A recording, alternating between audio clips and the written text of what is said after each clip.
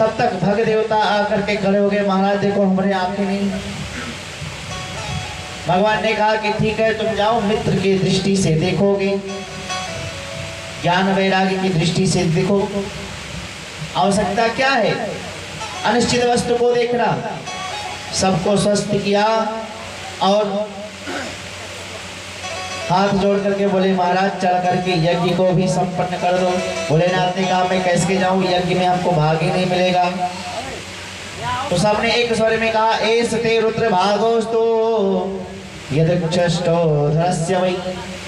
आज के बाद में जो यज्ञ का अवशिष्ट भाग बचेगा वो भोलेनाथ आपका होगा। भोलेनाथ ने कहा चलो बहुत अच्छा हुआ, कहा कुछ नहीं मिल रहा था, थोड़ा तो मिल रहा है, थोड़े में काम चल जाएगा। भोलेनाथ पधारे यज्ञ मंडप में। भोलेनाथ ने कहा कहाँ है यजमान? सबने कहा महाराज धड़ तो यहाँ पड़ा है, सर स्वाहा हो गया। भोलेनाथ को ससुर के ऊपर बड़ी दया आई, उन्होंने एक बकरे का सर लगा दिया और जैसे बकरे का सर लगाया तो बड़ बड़ बड़ बड़ बड़ कराने लगा। जैसे बकरे को आप देखते हैं में आता है उसी प्रकार से वो बम बम बम बम करने लगे। और जब शिवरात्रि आती है लोग जल चढ़ाने जाते हैं तो बोल बम करते हैं ना, इस पे करने से भोलेनाथ को अपने ससुर जी याद आ जाते हैं, तो भोलेनाथ बहुत प्रसन्न हो जाते हैं। उन्होंने खूब सुंदर स्तुति की। स्तुति करने के बाद में यज्ञ संपन्न हुआ। नारायण प्रकट होकर के कहा सुनो, हम तीनों में यदि कोई भाव भेदभाव करेगा तो हम उनसे तीनों रुष्ट हो जाएंगे। इसलिए तीनों में हम तीन देखने में हैं। आरती गाते तो कहते हैं प्रणवाक्षर में शोभित ये तीनों एका। ये तीनों एक हैं परंतु दिखते अलग अलग हैं, इसलिए हमें कोई भेदभाव ना करें। सबको स्वस्थ किया, यज्ञ संपन्न हुई। अब यहाँ पर तीनों बेटियों का चरित्र को सुनाया। आकुति, देवहूति और प्रसूति। और जो दो बेटे थे प्रियव्रत और उत्तानपाद, उनमें में से उत्तानपाद की कथा को श्रवण कराने लगे। एक दृष्टि से देखो तो हम लोग भी उत्तानपाद ही हैं। मातृगर्भ में रहते हैं तो सर हमारा नीचे रहता है, पैर ऊपर रहता है। उत ऊर्ध्व स्तंभेन। तो ये हम लोगों की कथा है। उत्तानपाद की दो पत्नियां हैं, सुरुचि और सुनीति। हमारी भी दो पत्नियां हैं, एक मनमानी एक बुद्धि। सुरुचि अपने मन की कार्य करती है, सुनीति जो सुंदर नीति देने वाली है। यही हुआ कि सुरुचि से उत्तम का जन्म हुआ और सुनीति से ध्रुव का।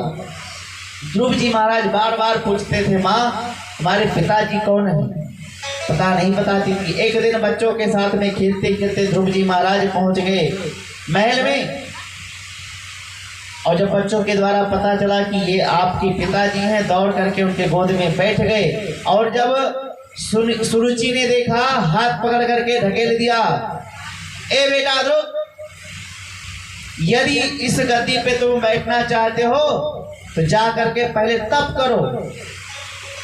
तपसाराध्य पुरुषम तस्यैव अनुग्रहेण में गर्भे त्वं समायात्मं यदिच्छसि निपाशनम्। यदि तुमको इस गद्दी पे बैठना है तो जाओ तप करो। तप करने से भगवान प्रकट होंगे, तो भगवान से ये वरदान मांगना कि हमारा जन्म सुरुचि मैया के गर्भ से हो। अब बताओ, इन वाक्यों ने तो भक्त और भगवान दोनों का अपमान कर दिया। सुरुचि ने अपना गर्भ भगवान से भी ऊंचा बताया। पहले तप करो, तप करने पर जब भगवान प्रसन्न हो तब उनसे वरदान मांगना कि हमारा जन्म सुरुचि माँ के गर्भ से हो। यानी भक्त और भगवान दोनों का अपमान हुआ। ध्रुव जी महाराज रोते हुए चले आए। माता ने पूछा, बेटा क्या हुआ? उन्होंने कहा कि सुरुचि मैया ने हमको अभागन का बेटा कहा, बुरा भला बहुत कुछ शब्द में कह डाली। सुनीति मैया ने कहा, बेटा देखो, माँ पर कभी दुर्विचार नहीं लाना चाहिए। अरे उन्होंने डांट दिया तो क्या हुआ? उन्होंने कहा मैं अभागन हूं तो मैं अपने आप को बड़भागी कब समझ रही हूं। जितने जितने बात ध्रुव जी महाराज कह रहे हैं, सुनीति मैया वो सब बात को खंडन करती चली जा रही। ध्रुव जी ने कहा, माँ आप ऐसे बात कर रही हैं। मां मंगलम तात परे सुमाथा भोक्ते जनो यत् पर दुखत। अरे वो तेरी माँ है। अरे सगी माँ से ज्यादा अधिकार सौतेली माँ का होता है। और उन्होंने तुमको यदि अरे तुमको तो हम तुम्हारे पिता से परिचय नहीं करा पा रही थी, उन्होंने तो वो परम पिता के परिचय बताया है। बेटा इस पथ से कभी दूर मत होना। राम भगवान को जब 14 वर्ष का वनवास मिला, कौशल्या मैया ने कहा, बेटा स्नान कर लो, तुमको अभी तुम्हारा राज्याभिषेक होगा। भगवान ने कहा, नहीं माँ, मैं इस तुच्छ से राज्य का मैं राजा नहीं बन रहा हूं। पिता दीन मोहि कानन राजू, मुझे बहुत बड़ा राजा बनाया है। जब इस प्रकार से कहा तो कहा, क्या आपके पिता ने? बोले नहीं, पिता ने नहीं, कैकेयी माँ का आदेश है। जब कैकेयी माँ की बात सुनी तो कौशल्या जी ने कहा, यदि तुम्हारे पिता का आदेश होता तो मैं बड़ी हूं, मैं अपने अधिकार के द्वारा तुमको वन नहीं जाने देती, परंतु तुम्हारे कैकेयी माँ का यदि ये वचन है तो बेटा तुम वन को जाओ, हम तुमको नहीं रोकेंगे। ये भाव होना चाहिए। सुनीति समझा रही है, बेटा ऐसे अवसर को पा करके और चूकना मत, तपस्या करने के लिए जाओ। बोले माँ तो परमात्मा है का? बोले बेटा वो तो सर्वत्र है, विद्यमान है। ईशावास्य विदम सर्गमम वेविष्टि व्याप्नोति सकलम जगत इत विष्णु, वो तो सर्वत्र विद्यमान है। अच्छा कहते हैं, हरि व्यापक सर्वत्र समाना, हरि व्यापक सर्वत्र समाना, हरि व्यापक सर्वत्र समाना, हरि व्यापक सर्वत्र समाना, हरि व्यापक सर्वत्र समाना, हरि व्यापक सर्वत्र समाना, प्रेम से प्रगट होय मैं जाना, प्रेम से प्रगट होय मैं जाना, हरि व्यापक सर्वत्र समाना, हरि व्यापक सर्वत्र समाना, प्रेम से प्रगट होय मैं जाना, प्रेम से प्रगट होय मैं जाना, होय मैं जाना, होय मैं जाना। जहाँ पर प्रेम पुष्ट हो जाए भगवान वहीं पे प्रकट हो जाते हैं। ध्रुव जी महाराज चल पड़े। 5 वर्ष की 4.5 वर्ष की अवस्था है इनकी। चल दिए, घोर जंगल में जाकर के पहुंचे। नारद जी जा रहे थे। नारद जी ने देखा, अरे छोटा सा बालक इस वन में क्यों घूम रहा है। जाकर के कहा, बेटा इस वन में क्यों घूम रहे हो? यहाँ पे तो बड़े बड़े हिंसक जानवर हैं, यहाँ पे क्यों विचरण कर रहे हो? बोले ना महाराज, मैं तो परमात्मा की प्राप्ति के लिए यहाँ पे घूम रहा हूँ, और यदि जिस पर भगवान की अनुग्रह कृपा होने वाली होती है उसको सत्य अवश्य मिलते हैं। बिनु हरि कृपा मिले नहीं सकता। जब तक संत की कृपा नहीं होगी तब तक परमात्मा की प्राप्ति नहीं हो सकती। तो नारद जी ने कहा बेटा यहाँ कहाँ जा रहे हो? उन्होंने कहा मैं परमात्मा के खोज में निकला हूँ। नारद जी सोचने लगे अहो तेजः क्षत्रियाणां मानवं गमयिष्यति। अरे इन क्षत्रियों का तेज तो देखो, एक नन्हा सा बालक है और परमात्मा की प्राप्ति के लिए जा रहा है। पहले देखता हूं उसका वैराग्य कैसा है। अरे आजकल मरकट वैराग्य बहुत होते हैं। घर में थोड़ा सा झगड़ा हो गया, मन में विचार आया अरे अब हम चलेंगे अयोध्या में, अयोध्या में चल करके बाबा बन जाएंगे, यहाँ इस दुनियादारी के झंझट को छोड़ो। चले। जैसे ही बस अड्डे पर पहुंचे तब तक नन्हा सा बालक था, उसकी याद आ गई।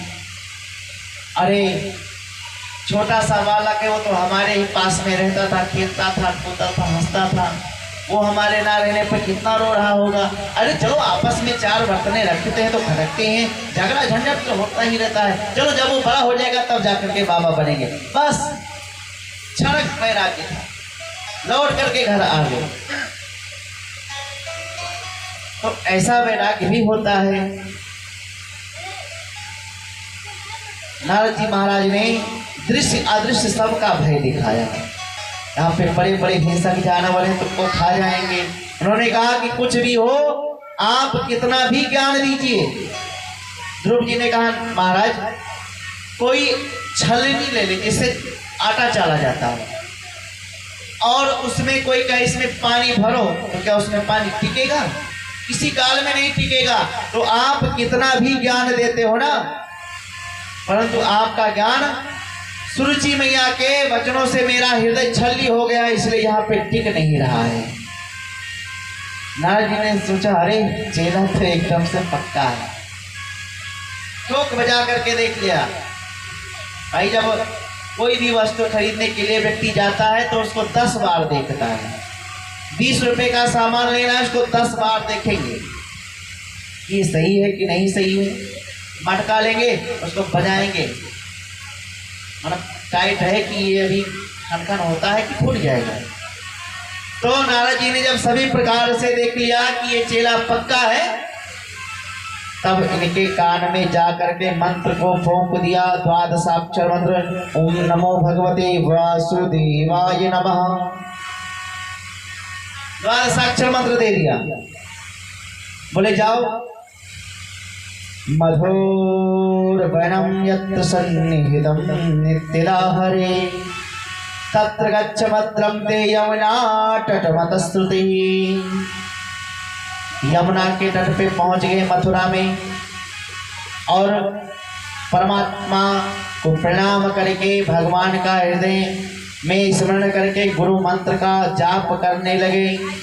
महाराज इन्होंने तब करना प्रारंभ किया कि तिरात्रांते तिरात्रांते कपित्थम बदराशनम। 3 दिन में एक दिन फलाहार करना और बाकी 3 दिन तक बिल्कुल निराहार रहना। 1 मास तक ये प्रक्रिया चली। दूसरे माह जब लगा तब इन्होंने और कठिन कर दिया। क्या? द्वितीयं च तथा मासं षष्ठेर्षष्ठेवको दिने।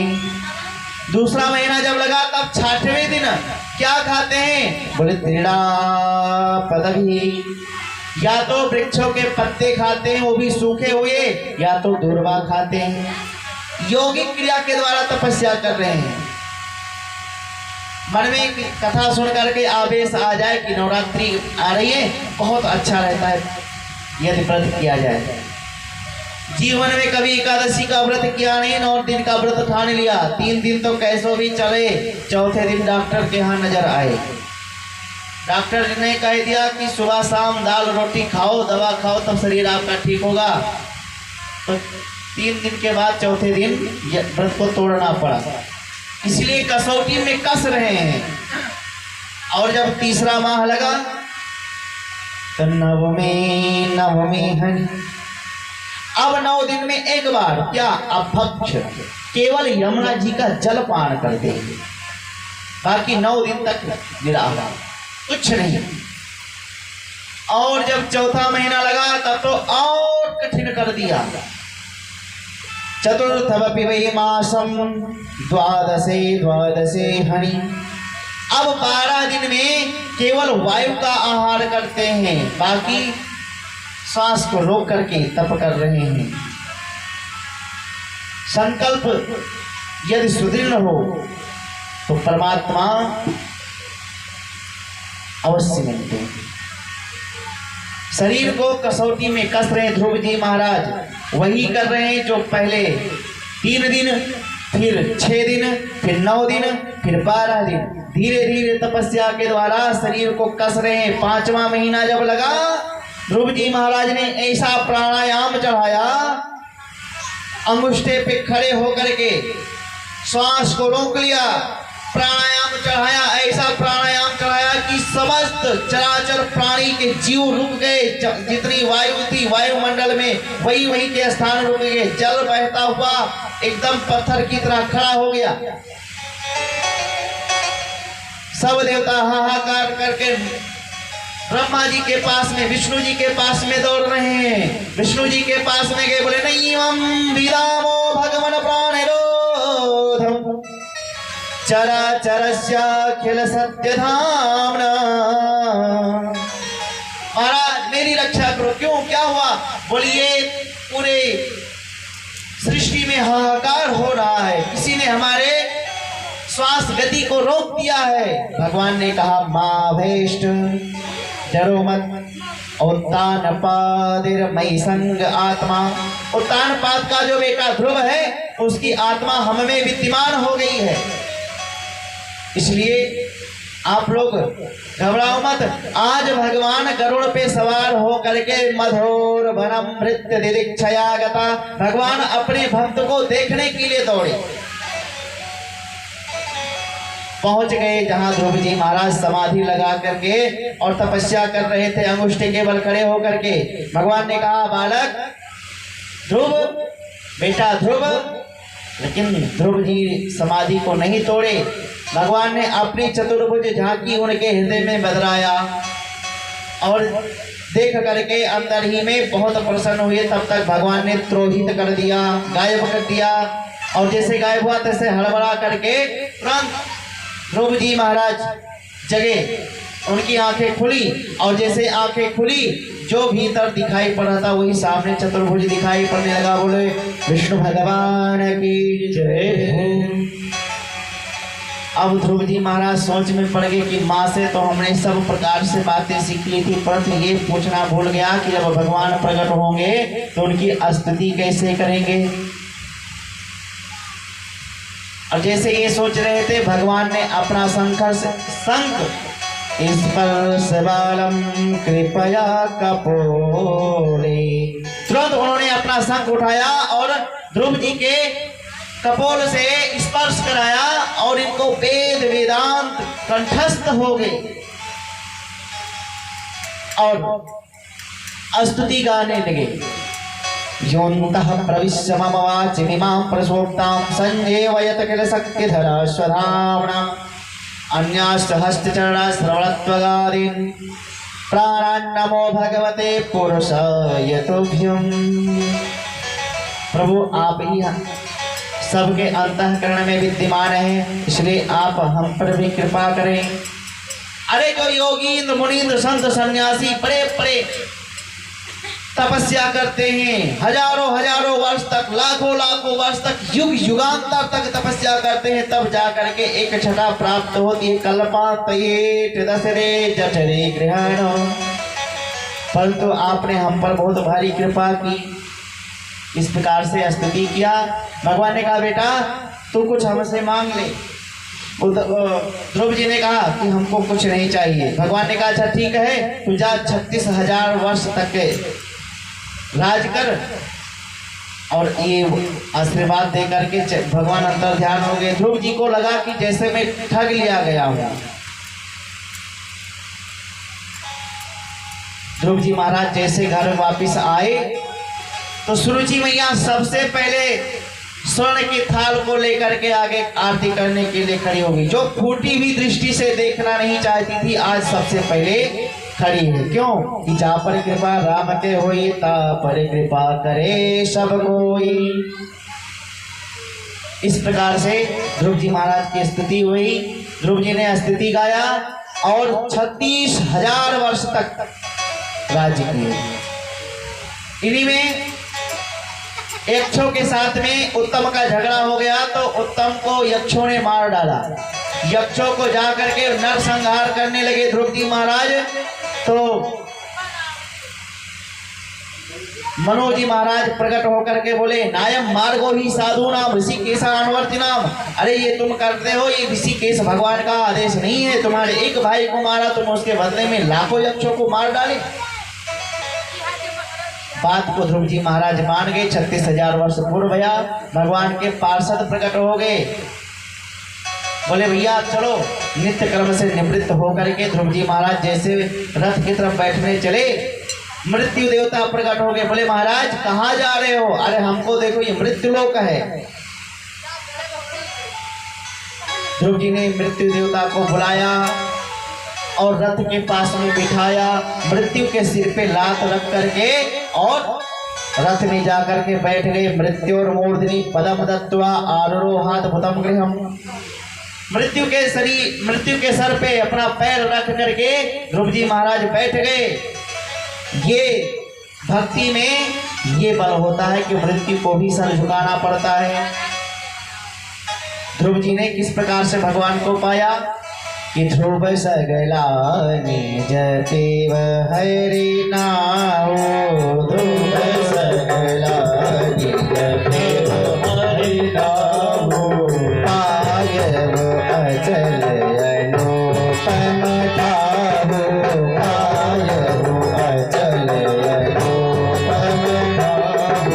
ध्रुव सगला निज देव हरि नाम, ध्रुव सगला निज देव हरि नाम, पावा अचल अनुपम ठाहु, पावा अचल अनुपम ठाहु, पावा पावा पावा अचल अनुपम ठाहु, पावा अचल अनुपम ठाहु।